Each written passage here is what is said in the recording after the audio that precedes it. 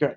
Welcome to the newest episode of Sports Talk Central. I'm your host, Deep Mahmood, with my normal co-host, Hunter. And today we're going to be talking a lot about the MLB All Star Weekend, including the draft, the All Star Game, the Home Run Derby, our what we think, brief thoughts about what could happen in the second half for the Orioles and Nationals, and then some Cubs news about some trades, then some NFL, NHL, and college football of Virginia Tech news. So let's start with the Home Run Derby, All Star Game. What? Just go on those two. What are your thoughts on those two? Either of Uh, those. the home run derby, starting with that, that was so much fun to watch. I mean, that was just, I really wanted him to win, man. I mean, but Pete is just, he's in a different league. But that was probably the most fun home run derby I think I've watched in 3-4 years, probably since Bryce Harper won it in DC. The format, I would say that. I mean, the format, okay, whatever, but it was still awesome to see Trey Mancini almost win it. That would have probably been the story in baseball for the season, to be honest, if he had won it. But Pete was just crushing every ball that came his way. And for the All-Star game, I mean, I don't watch a lot of All-Star games in sports anyway, just because, I don't know, I kind of find them to be a bit of a waste. The NHL one, they started making it a little more fun because it's 3-on-3, but the Pro Bowl I don't care about. The NBA All-Star game, I don't think I've watched in a decade. This one I actually checked out for a few innings, but, seeing Big Vlad of Toronto go deep right away, that was really cool. But this was probably the All-Star game festivities that we've had in a long time. I think just overall, to be honest. Got to see Ohtani have fun in the home run derby. Was very surprised that Soto beat him. I will say that. I did not expect that to happen. But like I said, man, I mean, it was just a lot of fun to watch. And I'll definitely be tuning into, I think, probably more of the All-Star game next year. And, I did see the news that Manfred said that they're going to get rid of the 7-inning doubleheaders as soon as next season. That's actually one thing he will get right as MLB commissioner. Yeah. So my thoughts for the Home Run Derby. I think it showed that the guy, first of all, apparently Shohei Ohtani, I didn't know this, he never takes batting practice, so that might explain why he struggled a little bit. But the big thing for me is who you choose to throw to you is key. Because Matt Olson chose the wrong person. Ohtani, like you could tell, like with Shohei, the first part they tried to, he was throwing it down in the zone, but the moment you started seeing it middle up, he started crushing them one after another. So I mean, and then especially with Trey, there were moments where Trey would hit line drives, and then especially in the finals, you just saw him just take one step and just launch that ball over and over and over again. And then with Pete Alonso, yeah, like the one thing I was looking at is how much extension are you getting on the ball every single time? And for some whatever reason, every single time Pete Alonso, I think 78% of the time he swung, he had his front foot out, he got full extension, and he was hitting balls in the left field area. I think he may have had two balls the entire time that were either in the mid center right. Everything was center or center left. And I think Jessica Mendoza even made that point. It's like I feel bad for like the vendors in that area because people are gonna try to catch balls, but it's like raining balls in that direction. Yeah.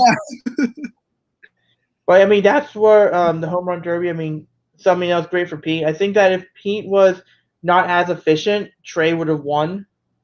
I think if he was not as efficient, I think Trey would have won. It was just like once Pete started getting like 5 or 6 in a row, I was like, yeah, he's winning this whole thing. The All Star game, I didn't really watch the All Star game. I had planned a lot of it. I watched like the first few innings, saw what Vlad did, and then I kind of turned it off. I think it was on the day that the finals were, if I'm not mistaken. If not, I turned up to something else. I just don't watch a lot of the All-Star games. I don't know why. I guess the thought of it isn't appealing to me, just because the games are boring. If the games were more fun, I think I'd watch it. Yeah, no, because I think I was watching a movie with a friend of mine on that day. So and that was before I knew the All Star Game wasn't there. I mean, look, all I cared about was seeing Cedric Mullins play. I mean, yeah, I think he had like an infield hit that was turned into an error. I mean, other than that, I really didn't care. I mean, I think sometimes people would like to see like the mic'd up moment, but even then, it's not really worth going to the All Star Game because sometimes those moments aren't great.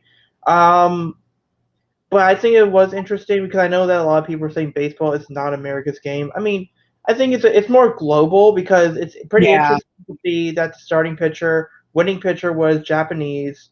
The MVP is from Dominican Republic slash Canadian, with Vlad Jr. And then Liam Hendricks, who's Australian, was closing the game. So it was pretty interesting to see like the three main people that got like the main credit or get the main achievements were not American. I mean, but definitely interesting. I think the popularity of the game definitely is going up because you're seeing guys.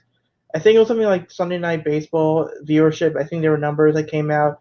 They're a lot higher. The All Star Game is a lot more fun. I think it's I think it's because they're doing they're doing a better job of marketing guys like Acuna, Soto, yeah. Tatis. They marketed Otani a whole ton this weekend. Obvious, obvious.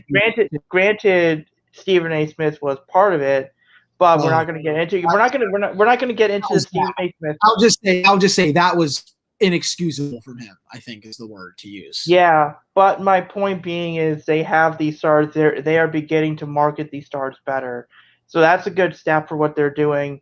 And then I agree. I think this whole draft, this whole Derby All Star weekend was great.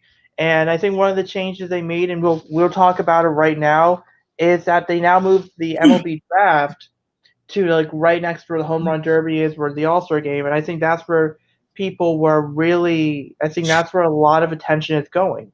And I think that's why to me at least, it felt a lot better because now it's like you're looking forward to the draft. You now like scouts now have an extra month to prepare for it, which is both good and bad. And then you have the home run. No, you have the draft on Sunday, home run derby Monday, and All Star Game Tuesday. When I think what they should be doing is home run derby Friday, All Star Game Saturday, draft on Sunday. I think that would be a better like a combination of events, but they're taking steps there, and so my main takeaway from the draft, a lot of underslotting. I did not. I there was a small part of me that expected the Pirates to take Henry Davis at one because I know he was a top college bat. They are moving towards robo ump, so defensive like his defensive skills or lack of defensive skills might not be too much of an issue. But he's not that bad of a prospect. I mean, I think everyone expected either Jack Leiter or Marcelo Mayer. Uh, I think the Orioles at five they took Colton Cowser, which a lot of people did not Orioles fans. I knew this pick would set people Orioles Twitter off because let me explain underslotting to you guys to like anyone who's listening. Here's what underslotting is.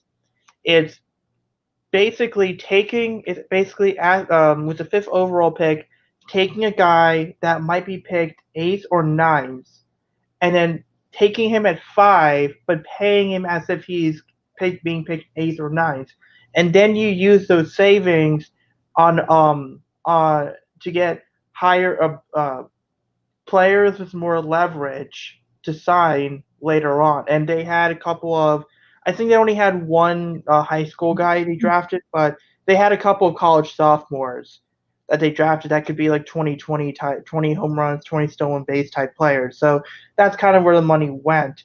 And it was pretty interesting to see that the Orioles went one pitcher in the first 10 rounds and I believe nine pitchers in the last half. And I mean, it wasn't anything like the Angels who had 20 picks and 20 pitchers. So we'll see uh, if that was a smart strategy. But basically, Colton Cowser, before we get to the Nationals one, my two favorite picks, I think, is the first and second round picks. Colton Cowser is think Nick Markakis, like lefty outfielder who could play center, unlike Markakis, but good average, like 280 to 300, walks more than he strikes out, good contact. he's not going to be the guy. He's not going to be your superstar, but he's going to be the guy that makes it easier for the superstar. I mean, if you want other comparisons, Bradley Zimmer, Brandon Nimmo, that type of player. And I think that's smart. We don't know what's going to happen with Heston Kjerstad, but that's kind of where they are. And then this second pick they had was probably my favorite one, which was Connor Norby. Connor Norby went to ECU. He's a second baseman. He led the NCAA in hits. I believe he had over 100 hits. And these are both contact. They have plus contact skills, and it's easier to go. I think it's easier to go and get a contact guy with good patience to develop power than the other way around, where you have a power guy and teaching them good contact or patience. And I don't know where you stand on that balance thing, but what do you think of the Brady House pick for Nationals? It was good. I think they got good value when they did pick. Just looking at it, he's the number 8 overall prospect according to the pipeline. I think he's ranked as the 5th best high school prospect coming out in the MLB draft. And I mean, this was, I think, this was big. I mean, obviously, I think they're going to extend Turner. I mean, they would be foolish not to. He's probably not going to be ready for a while, I would think, right? 3 years, 3.5 years, 5 years.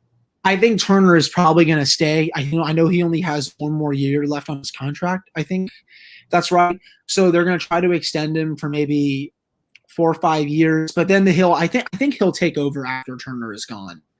I see Brady House more of a third baseman because he's like 6. Yeah. I want to say he's like 6'3", 215 right now, not 18 years old. So do you think he's going to too big for the position? He doesn't seem like he's too big for it when you said his height, and then just watching the highlights when I was watching the draft, he didn't really seem too big for it, I don't think. And you're right, yeah, he is 6'4", 215. I was looking at it on my phone just now. I mean, he's a good power hitter, it sounds like. So they need all they can get with that in the system. They just don't have like that deep of a farm system as they used to. You have Cavalli and you have Jackson Rutledge, and then after that you don't have a lot. And then Keyboom is a bust. Keyboom's a bust pretty much at this point. He probably is going to be a bust. He has a good arm, it sounds like. Good power hitter. This is exactly what they needed to start helping restock their system. So I really liked that pick, I think. Yeah, and I was shocked because I think I was texting you saying, because this was, I think, Ty Madden, a power right-hander out of Texas, was available, and they didn't take him. Jordan Wicks, I mean, he's not a power lefty from Kansas State, but he's a lefty with probably the best changeup in the class. And then I think Kumar Rocker went to the Mets at 10. I thought that Kumar Rocker could have been someone that Rizzo would have really liked based off what he's done in the past with his draft patterns. I mean, so it's definitely a good pick for you guys. I know that for a while he was mentioned as a potential pick at 5. I was more concerned with him with whether he would not have been able to play short, because we have Gunnar Henderson and Jordan Westberg, and they are also in that like that 6'3", 210 to 220 range. So and they're kind of in that range of, they might not play short long term. So I didn't really want a guy who could do that. I also seen a lot of Orioles fans be upset that they didn't take Khalil Watson. But the thing is, Khalil Watson is 5. He's a high school shortstop out of North Carolina who's 5'9". So he's more likely a second baseman. So unless you're Altuve, you're like undersized middle infielders are a rarity. And I was listening to a Baltimore radio, and I think one guy pointed out that when he was being given when he was being thrown curveballs, he clearly struggled. So one of the things that the Orioles have done the last few years, and it seems like, is they rely a lot on the analytical models, and they rely a lot on, it doesn't really matter what you do right now, it's what you're going to look like in 2-3 years. And it seems like especially college position players, are easier to project because you have way more data on them than you do on high schoolers. So I think for me, going into next year, seeing what type of guys the Orioles will take, I'm going to keep that in mind. I'm going to keep the projection stuff in mind and what they will do. So it's definitely interesting. I mean, the Pirates definitely. I will say the Pirates after that first pick. I will say a great draft by them, and I think. You know me. I'm big in the Pittsburgh sports scene. I have the podcast and everything, and there are some weird people in Pittsburgh that when the Pirates do something good, they freak out because I mean I understand. The people are skeptical. Bob Nutting owns the team. He's cheap by nature, but when the team does something good, and I don't even root for them, when a team that you like or have liked does something good, you can cheer for it and say that it's okay. They got 4 really good prospects from the draft that's, I think, going to speed up their rebuild and get them back to hopefully contending sometime here in the next 5 to 6 years or something, maybe even sooner. But for some reason, people just like to say, oh, well, yeah, they're just prospects. They stink or yada, yada, yada. Or, if they're on the Pirates, they'll always be bad. It's like, we don't know this, but, obviously not every prospect is going to pan out, but they took like the best prospect, I think, and the best, like, what's the word I'm looking for? Like at the best value, I think, for their pick. I think that's from what I read at least. And the people, the naysayers, like, I get it. Like I said, you're skeptical of the team, but you can still say, wow, that was a really good pick when your team does something good and they're trying to speed up the rebuild because the GM seems to know what he's doing. It's up to Bob Nutting to say, okay, maybe I can spend a little bit of money. And they have a couple kids playing really well this year. I don't know if you've seen it, a couple, I think Adam Fraser's been really good for them. That kid that Brian came Reynolds. up, Brian Reynolds, but who's that kid that came Brian up? Hayes. Brian Hayes has been awesome ever since being elevated from, I think it was AAA. So they have some kids coming, and they'll have more coming. It's just a matter of, when can they be competitive again? It's probably about 4 or 5 years away, but they had a really nice draft, and I think more people should be optimistic about them going forward, even though Bob Nutting is there, who, of course, is a cheap ass, but that's beside the point. But that was shocking. That was shocking because their first 4 picks, I mean, Henry Davis is pretty good, but second, yep. their first pick in day 2 was Anthony Solomito, who, because of his delivery, has earned comparisons to Madison Bumgarner. Lonnie White's a 2-sport athlete committed to Penn State. Bubba Chandler, who is another 2-sport guy committed to Clemson to actually play both quarterback and on the baseball team. Seems like they'll sign all 4. I mean, that's one way to shed the cheapness label. I will say about Ben Cherington, he was on the Red Sox. He was the GM of the Red Sox a few years ago, or 5, 6, whenever he was. I forgot when he was GM, but it didn't. We'll see what happens. So he does have a bit of a track record, but with these high school guys, it's high risk, high reward. So if Bubba Chandler or Lonnie White or Anthony Solomito, they don't pan that well, then this rebuild might not work. But they're definitely taking steps in the right direction. I mean, I can't really think of any other draft news. I mean, Kumar Rocker falling to 10. I mean, about that. What are your thoughts on Kumar Rocker falling to the Mets? Basically, of course, taken right before the Nationals pick.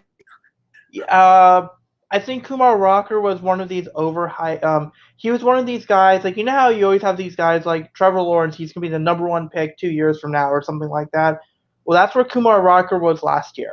Like, because people remembered that he threw a no-hitter in the college baseball playoffs against Duke with 19 strikeouts. He was averaging around 95 to 97, but the issue was that his velocity went down to 91 and 93. His changeup wasn't great. His fastball wasn't consistent, and his slider is above average, but it was a chase pitch in college, but we don't know what that pitch would be like in the majors. So he's a guy that has a very high ceiling. I would say that he's not the ace that people thought he was a year ago.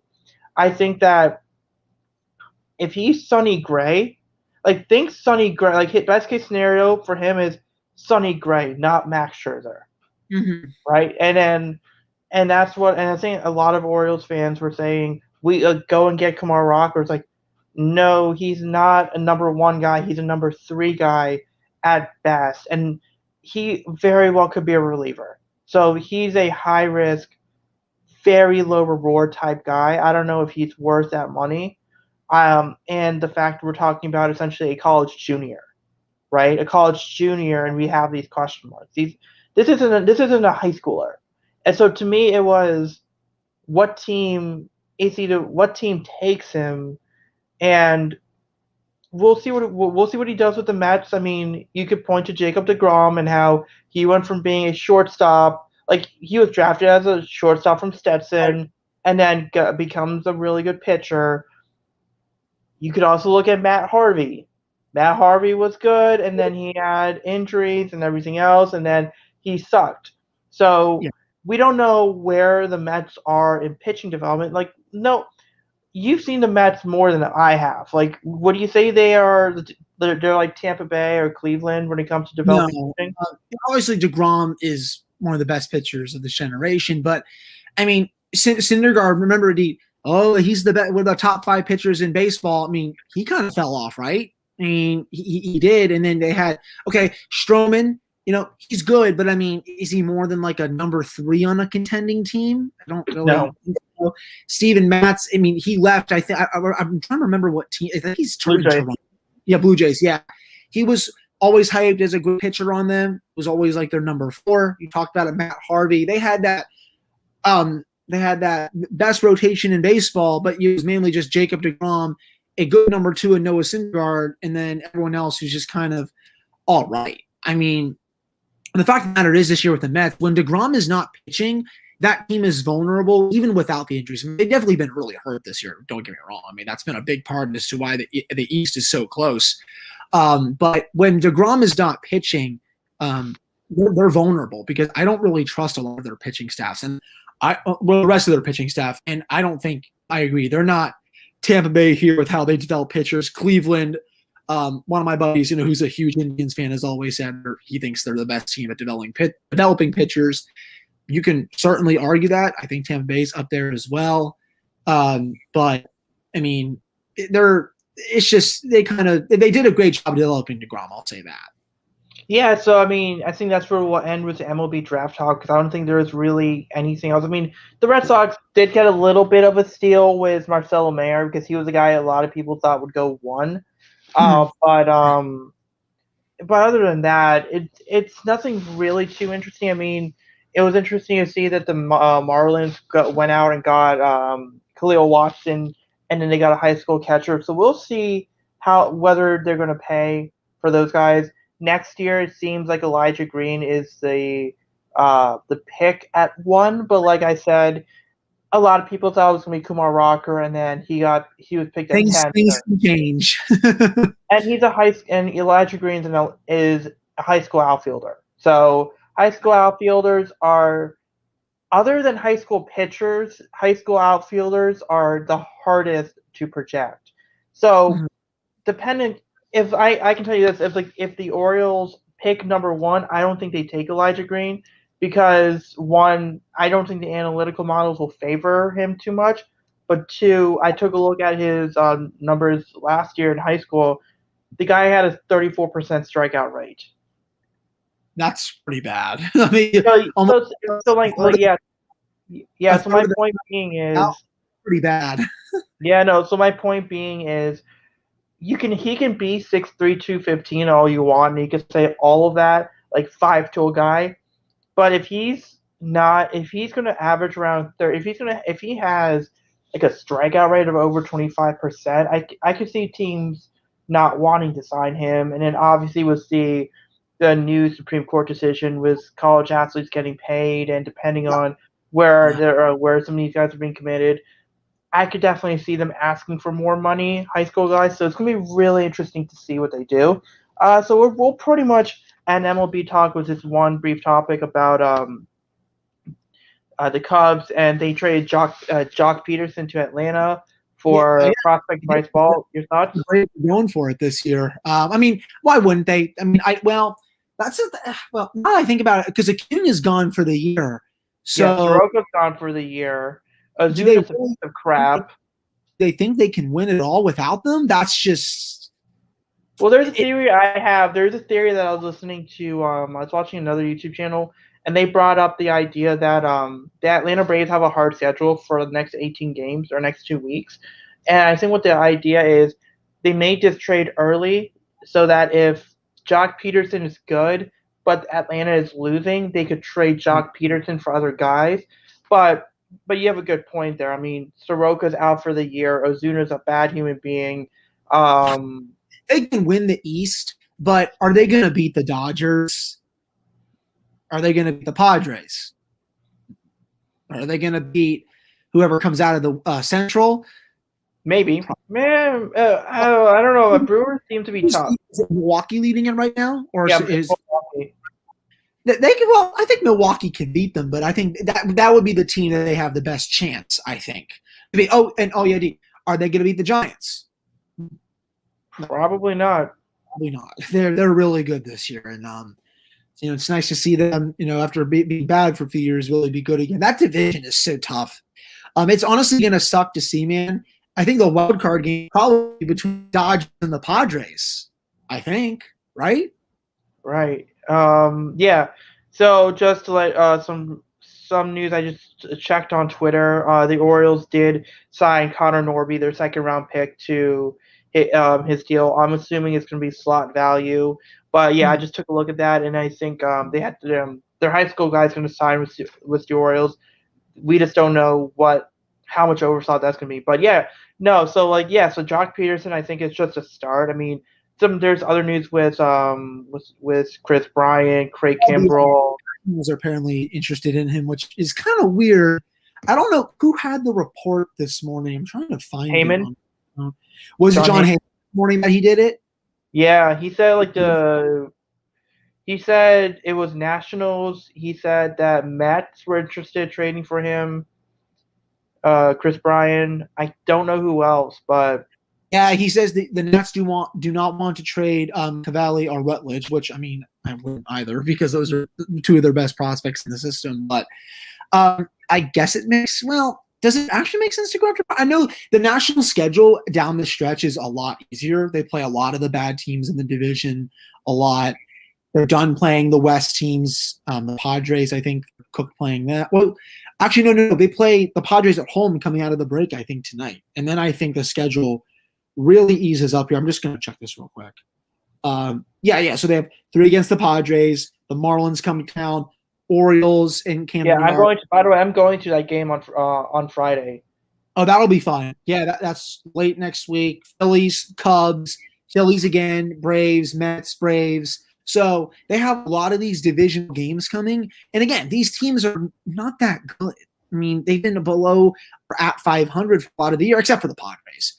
So they can still make a run at it. It's just determined, can this team get healthy? Because they did slip a lot down the stretch. So that's the big kick here, I think, with the Nats. But I guess maybe it makes sense in a way to go after Bryant, but are they really going to trade one of their best prospects for him? Don't know. Yeah. I mean, I think Kimbrell's traded for sure. Yeah. I think he's gone. I think I could see Houston going getting him, which that would be terrifying if you're in the AL West with Presley, who's been good, with Kimbrell. I mean, if they can get 1 or 2 more bullpen pieces, that team, the Astros, could legitimately win the World Series. Like I don't want to hear it. they are legitimately. No one wants to hear it, but they are legitimately that good. Yeah, so, they come out of the American League. I think the American League this year, if I'm wrong, it's a lot weaker than I think in years past. Like, okay, you have Boston, they're really good. Tampa Bay is good. White Sox. The White Sox, yeah, but like other than that, like what else is there? Yeah, maybe. But yeah, so Kimbrell is traded, I think. Javi Baez, I don't think gets traded. I don't know if there's going to be a team that will trade. I don't think Javi Baez resigns with them. But it's going to be really interesting to see what they do. And you wanted to talk briefly about Haskins. Oh yeah, it's a tricky situation. I'm tired of these people making jokes about it on Twitter, just because like, oh well, people like it's like faking accusations because like, well, like oh because like the girl did it or something like that. It's like, if the roles were reversed, I mean, this would be five times the story. I think, for obvious reasons. I mean, but I think the main point I'm trying to say is domestic violence is not funny, whether it's a girl or a guy. And the jokes that I saw about it were really disgusting. And it looks like that Haskins is okay, thankfully. And I think there might be pressing charges against his girlfriend. So we'll have to see where that goes. I saw some people clamoring for the Steelers to release him. It's like, it doesn't look like from what I've read that he's done anything like egregious from what I've read, but he's done worse stuff in the past. Let's put it that way.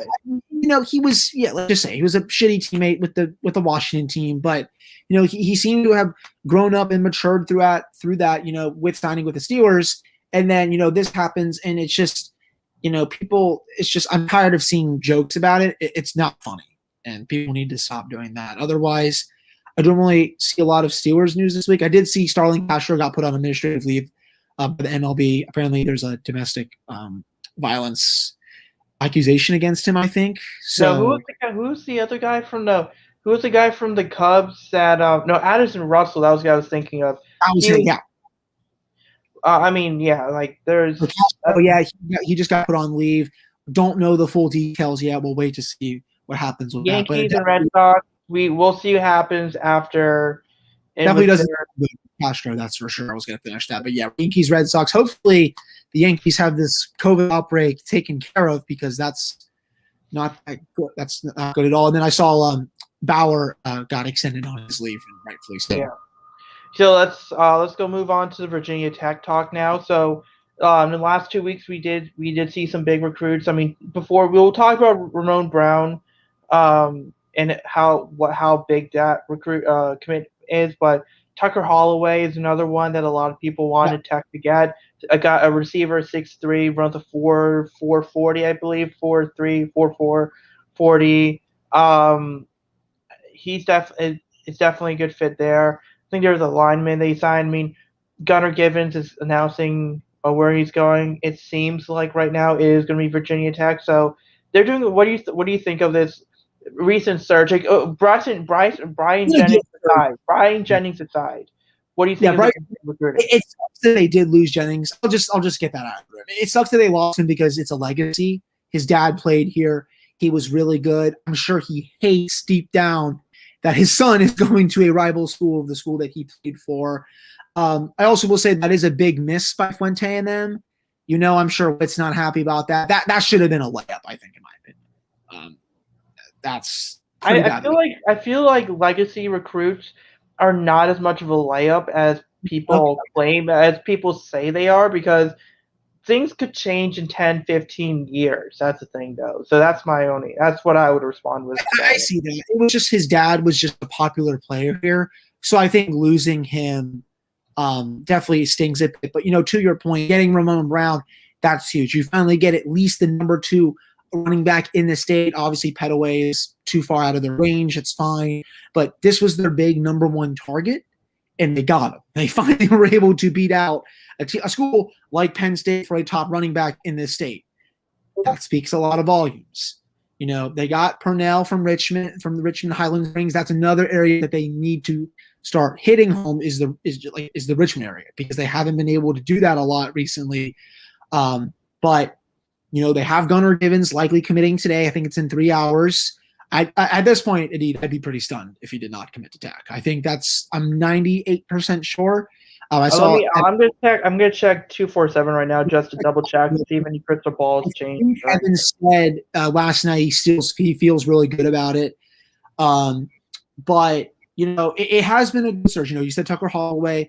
It sucks that they're not going to get Jennings, but to land 3 of Purnell, Brown, and Givens out of the 4 with Jennings, that's a really good haul, and that's a lot better this year in Virginia than they've done in recent years. And don't forget, the Maton, let me get the guy's name. I think he's also And remember, Oh, they still have Kyrie Moiston. Yep, he's top 15 now, I think, in the state. That's at least 4 or 5. And Bryce Duke, remember him as well. Yep, he's good. So they're starting to hit home a bit. That's not that when And Lamar Law is another guy who's a slightly underrated guy from Virginia as well. So they've done a good job of getting those second tier guys. So now it's just nailing those first tiers. And when the program was so good, they were constantly hitting on the in-state guys, right? So they haven't been doing that these last few years because, big reason, Fuente and, the team hasn't been good. But this year, they're starting to get back to their roots. This is how you recruit better. You recruit your own state. Now you got to get the results. If you start getting those, more higher recruits will start coming to your school. Hopefully tonight it continues with Givens. But there's still time. Cam Miller is deciding between VT and Penn State. The other Cam is deciding soon. I think that Banks guy is deciding soon as well.